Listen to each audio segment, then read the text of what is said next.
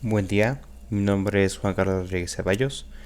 Para la materia de circuitos electrónicos voy a explicar cómo funciona una fuente regulable con amplificador operacional. Como vista general tenemos este circuito y su funcionamiento es relativamente sencillo. Con estos dos potenciómetros se ajusta el voltaje de salida, que puede ir desde 2.7 volts hasta 25.7 volts. Como entrada tenemos una señal senoidal de 120 volts a 60 Hz, un valor común que podemos encontrar en algún enchufe. De manera gráfica es esta señal amarilla de aquí, que como podemos ver tiene un voltaje pico de 340 volts aproximadamente. Esta señal pasa por un transformador que lo reduce hasta 24 volts, que podemos ver que es esta señal de azul de aquí. Aparentemente tiene la misma forma que la señal amarilla, pero podemos ver que tiene un voltaje mucho menor que el de entrada. Esta señal de 24 volts pasa por este puente rectificador, que pasa de tener una señal senoidal a una lineal o de corriente directa. Esta corriente directa pasa por este capacitor de aquí, que es un capacitor que funciona como filtro, es decir, que sí, se obtiene también una línea recta aparentemente, pero si aumentamos la resolución de esta señal podemos ver que existe estos bajones que se conoce como rizo. El capacitor está precisamente para evitar la mayor cantidad de rizo posible. La resistencia que tiene conectada en paralelo es para poder descargar el capacitor una vez la energía se ha desconectado. Como reguladores de voltaje tenemos tres pasos. En primera es este arreglo de resistencia y diodo Zener, que lo limita al voltaje de ruptura que tiene, que son 30 volts, que como podemos ver tenemos un valor aproximado.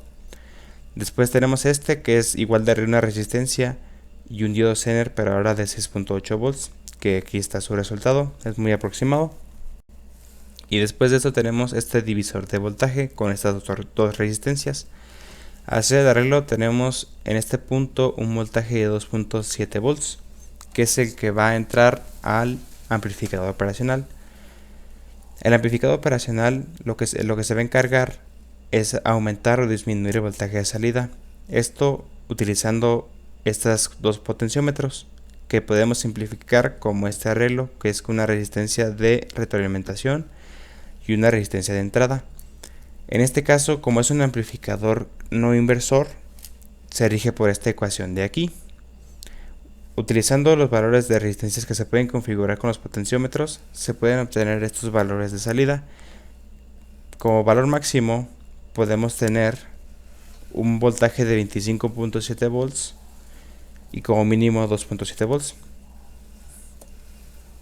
En la salida tenemos un diodo, un transistor Darlington, que este se encarga de proporcionar suficiente corriente a la carga, ya que el circuito integrado LM741 no puede entregar mucha corriente. Entonces, en casos de que se requiera una carga muy pesada, pues el Darlington se encarga de suministrar la suficiente corriente. Después tenemos un limitador de corriente. Si se demanda una corriente muy grande relativamente en la salida, esta corriente va a pasar por esta resistencia de 0.5 ohms, que se va a encargar de limitar la corriente hasta 1.5 volts aproximadamente. Esto como es, cuando hay una corriente muy grande en este punto, la base del transistor se puede decir que conduce más. Entonces, en lugar de la corriente de salida irse por el Darlington, sale por esta conexión de aquí, que pasa por el transistor y lo descarga en un capacitor que va conectado a tierra. A esto lo podemos ver que tenemos una salida de voltaje muy pequeña, que podemos decir que es de 0, pero una limitación de corriente hasta 1.5 amperes aproximadamente.